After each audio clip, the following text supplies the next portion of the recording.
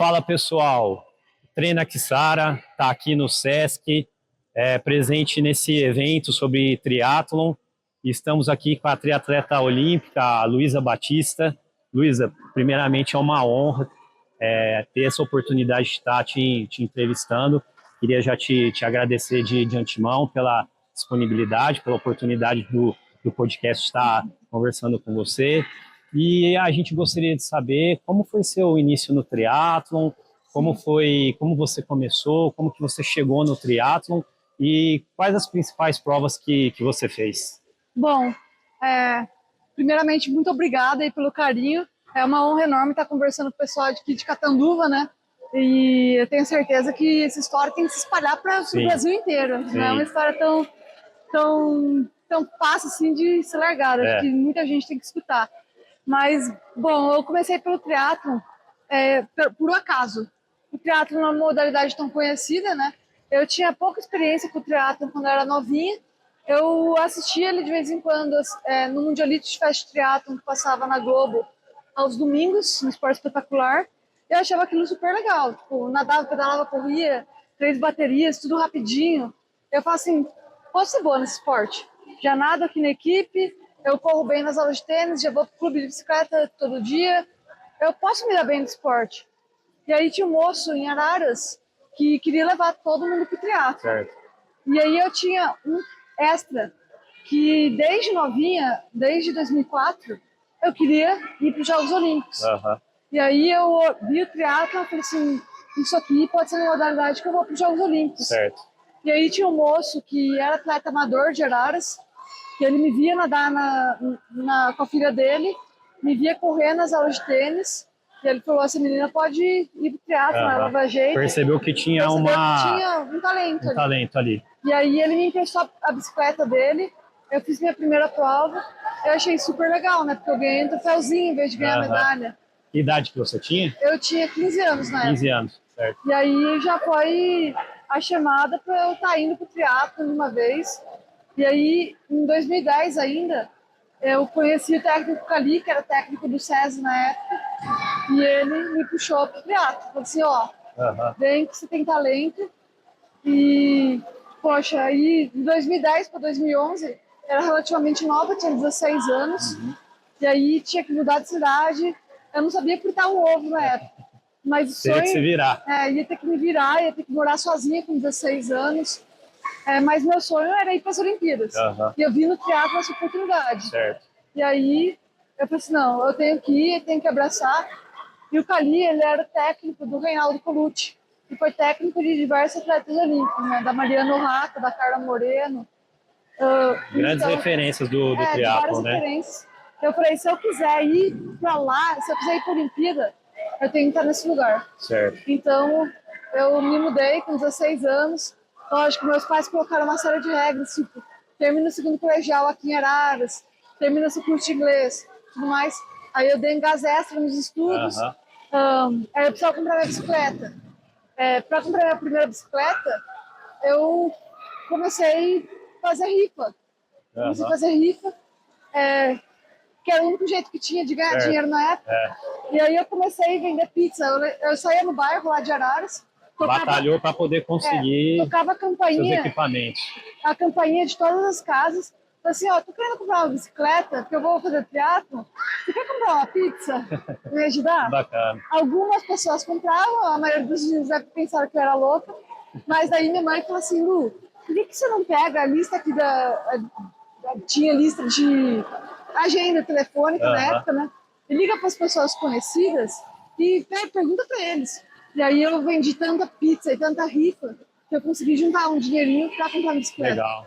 Então, meus pais sempre faziam isso comigo, de me incentivar a trabalhar de alguma maneira. Não era um trabalho realmente, mas pelo menos deu ir atrás. Para você conquistar seus equipamentos, coisas. né? Certo. Então, meus pais sempre tiveram esse lance educacional comigo, de alguma maneira. E sim, eu consegui comprar uma bicicleta. Em 2011 me mudei para São Carlos. E aí foi um perrenguinho, porque, poxa, eu nunca tinha morado sozinha, mudei relativamente nova. Só que eu cheguei lá e sabia que estava no lugar certo, porque eu tinha grandes referências lá, referências de atletas olímpicos, referência do Reinaldo, que foi campeão dos Jogos Pan-Americanos em Guadalajara, em 2011. Então eu tinha certeza que, poxa, que eu podia conquistar aquilo. E foi ali que você iniciou sua carreira no triatlo. Certo. Luísa, conta pra gente então sobre suas provas, as provas principais que você fez aí ao longo da sua carreira. Bom, acho que eu tive muita prova na minha carreira, né? Foram incontáveis as provas, mas tem algumas que me marcaram muito. Principalmente as edições de Jogos Pan-Americanos, Jogos Sul-Americanos, que vem antes do Pan, Jogos Sul-Americanos, Pan-Americanos e dos Jogos Olímpicos. Certo. Eu tive 3 participações em Jogos Pan-Americanos, em 2015, em 2019 e 2023. Certo. E foi meio que o perrenguinho, assim, né? Em 2015, eu tinha o sonho de ganhar o Pan, por causa do Reinaldo, que tinha ganhado em 2011. Só que eu cheguei em 2015 e eu caí na bicicleta. Ah, certo. E aí foi até aquela decepção, aquela frustração. Eu tive um apoio muito grande dos outros atletas também, acho que era a caçulinha da equipe, né? E eles me incentivaram muito para retomar. E aí chegou 2019, eu tive a maior conquista da minha carreira, em títulos. Certo. Que foi me tornar campeã dos Jogos Pan-Americanos. Certo. Foi a primeira vez que uma mulher ganhou os Jogos Pan-Americanos dentro do triatlo. E eu ganhei não só no individual, eu ganhei também no revezamento. Que legal. E aí, pô, no ano seguinte aos Jogos Pan-Americanos, ia ter Jogos Olímpicos. Certo. Mas o que aconteceu? Pandemia. Aí aquele desespero, né? Vai ter Jogos Olímpicos? Não vai? Aquela ansiedade extrema. Pô, era meu sonho de criança. Eu me mudei para São Carlos. Tô tão pertinho, né? Tô tão pertinho, tava aqui, tava na cola do gol. E aí, foi para 2021. Cheguei em 2021, acho que foi o primeiro grande desafio que eu passei na vida, né? Porque, novamente, caí na bike, eu tive uma fissura na crista ilíaca, foi exposta, e, pô... Nas Olimpíadas mesmo? Não, num treino. Só que eu ia para as Olimpíadas. Então, eu quis acelerar o processo de recuperação. No dia seguinte, eu já estava correndo, praticamente, já estava treinando, e aí eu acelerei o processo. O que aconteceu? Exatamente um mês depois dessa queda, eu tive uma fratura por estresse do saco. Nossa. E aí, fratura por estresse é difícil de recuperar. E foi assim, ao longo da minha carreira, dos 10 anos de carreira que eu tive, a primeira situação de lesão grave que eu tive. Certo. E aí eu tive uma equipe multidisciplinar muito grande para realmente me recuperar e estar presente e conseguir completar os Jogos Olímpicos. Eu posso dizer que foi o resultado que eu mais me orgulho na minha carreira, foi isso. Tive uma terceira participação no PAN, que foi ao final de 2023, e, novamente, eu cometi os mesmos erros que os Jogos Olímpicos. Certo. 2023 não tinha sido um ano muito bom, eu passei por algumas situações de lesão, quis acelerar o processo novamente, e aí, Luiz ansiosa pra caramba, aconteceu, eu tive edema ósseo bilateral. Então, cruzar aquela linha de chegada... foi um desafio grande. Você teve uma série de lesões ao longo da carreira que te moldaram e talvez elas retardaram o fato de talvez você poderia ter chegado um pouco melhor, né, por conta de e não conseguiu por conta dessas lesões. Exatamente. Né? Assim, eu sou uma pessoa que, poxa, às vezes pega muito pesado comigo mesma. Eu tive todas essas lesões puramente por erro meu. Eu assumo isso, foi erro meu. Poxa, eu era uma pessoa extremamente ansiosa. E muitas vezes essa ansiedade de querer fazer sempre mais, me levou a erros. Entendi. Então, às vezes, o menos é mais. Sim. Pode parecer besteira. Principalmente no triatlo, né, em esporte de endurance. Mas esporte de alto rendimento, o mais não é positivo. Às vezes o menos é mais. Às vezes você respirar um pouquinho é muito importante para você poder chegar bem quando você precisa estar bem. Sim. E eu tinha sempre essa de querer fazer mais e muitas vezes eu pequei por isso. Sim. E eu sei disso, eu assumo isso, que eu tive erros na minha carreira, mas esses erros eu acho que me moldaram para o que eu sou hoje. Claro, com certeza, sem dúvida. Luísa, a gente que não pode deixar de falar, né? Infelizmente, a gente não gostaria que isso houvesse acontecido, mas eu acho que foi uma coisa muito marcante na sua carreira, que foi o acidente que você sofreu em 2023, né? A gente que é do esporte e também participa do triatlon, acho que foi uma grande comoção entre os atletas, até nós que somos amadores, assim, uma coisa que, quando a gente viu as notícias, falou, é inacreditável isso que aconteceu com a Luísa, né? Então, eu gostaria que você falasse um pouco sobre a questão do acidente e da sua recuperação. Sim. Bom, como eu disse, né? Eu acho que todas as grandes decepções que eu vivi me moldaram para o que eu sou hoje. Então, poxa, tinha os Jogos Olímpicos que eu cheguei com lesão, que eu precisei de uma equipe multidisciplinar muito grande para que eu conseguisse cruzar aquela linha de chegada. 2023 foi um ano pesadíssimo, foi um ano difícil, um ano que eu tive muitas lesões também. E, pô, consegui cruzar a linha de chegada depois de novo. Com toda a dificuldade, né? Eu que vinha da vitória em Lima, de repente, estava cruzando a linha de chegada. Na semana seguinte ao PAN, ia ter uma Copa do Mundo na mesma cidade. E aí tinha um trecho que era subida, só que a atleta na minha frente caiu. Eu estava em pé na bike. Nossa. E aí eu não consegui desviar a tempo, né? Eu acabei acertando a menina e caí novamente, na terceira queda, assim. E minha bike quebrou. Nossa. Eu, infelizmente, não completei a prova. E, poxa, esse dia eu fiquei meio triste, assim, meio depressiva. Aí eu precisei até sair do quarto para dar um respiro. E foi a primeira vez que eu orei assim mesmo. E aí eu me perguntei, pô, será que valeu tanto a pena, assim? Abrir mão de tanta coisa. Eu que era tão dedicado no esporte para ter um ano desse aqui, um ano difícil pra caramba.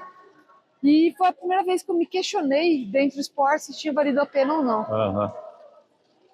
Bom, teimosa pra caramba, resolvi voltar pro esporte. Não para, né? Nada derruba, né? Ano que vem vai ser melhor ainda.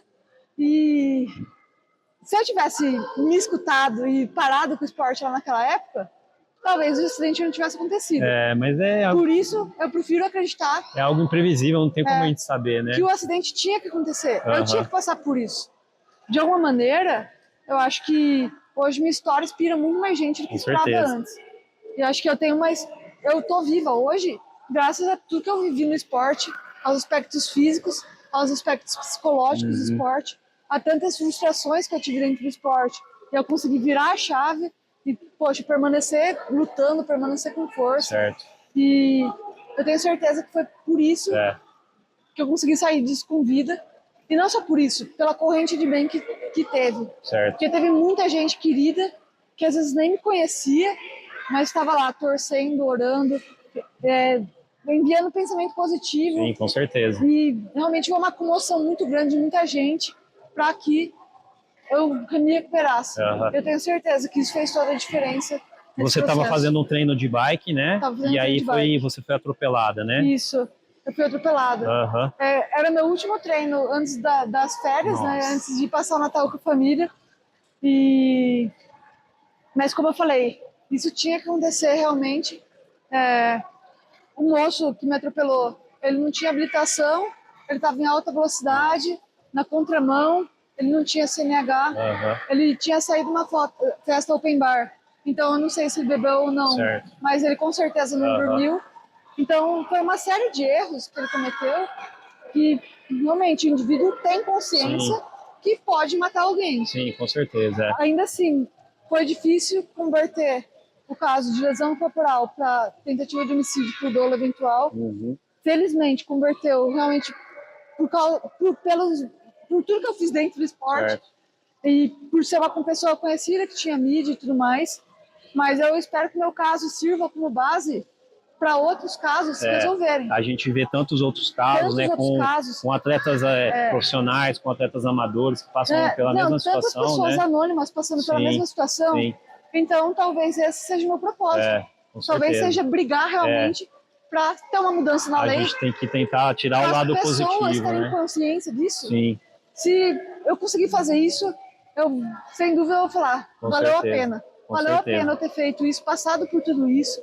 E tenho certeza que vou ajudar muito mais gente do que vai valer muito trazer a pena. medalha olímpica para casa. Vai valer muito a pena. E seu processo de recuperação entre hospital e voltar a praticar esporte foi de quanto tempo, mais ou menos? Sim.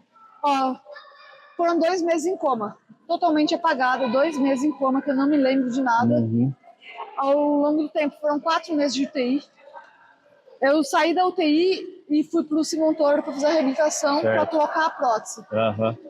E aí, no Lucy Montoro, eu coloquei eu consegui a força para colocar a prótese, né?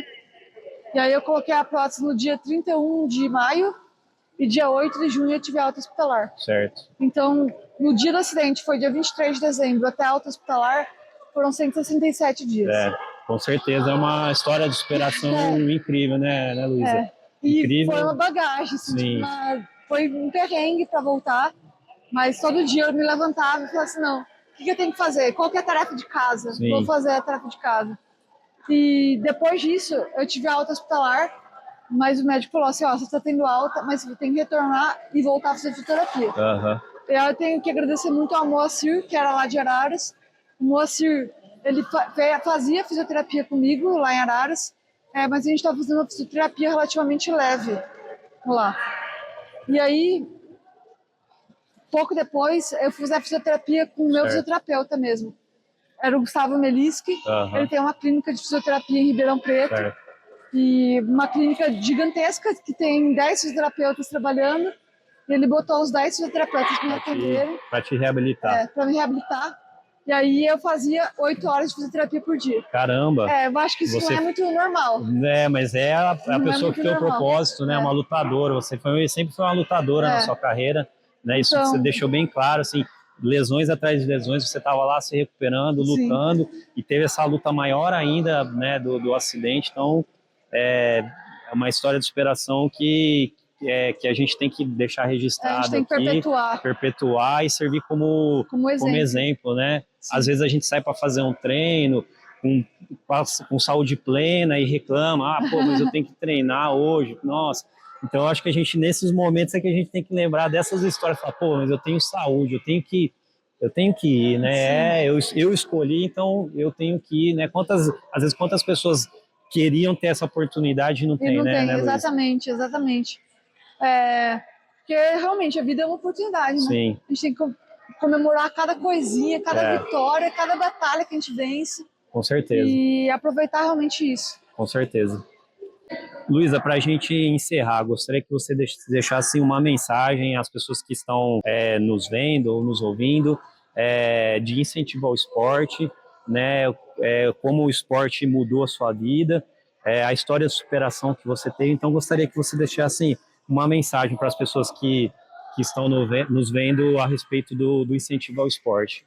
Para dar essa mensagem, eu vou citar uma situação que eu vivi no hospital, né? Eu já estava andando dentro do leito, às vezes coisinha de 3 metros, mas aí eu estava andando com andador ainda. E aí tinha um dia que precisava fazer higienização no quarto. E aí eu já precisava fazer fisioterapia naquele dia. Eu falei assim, não, a enfermeira chegou com cadeira de rodas. Eu falei assim, não, já preciso fazer fisioterapia, eu vou andando. Ela olhou, você tem certeza que você vai andando? Eu falei assim, não, eu tenho certeza, eu posso ir andando.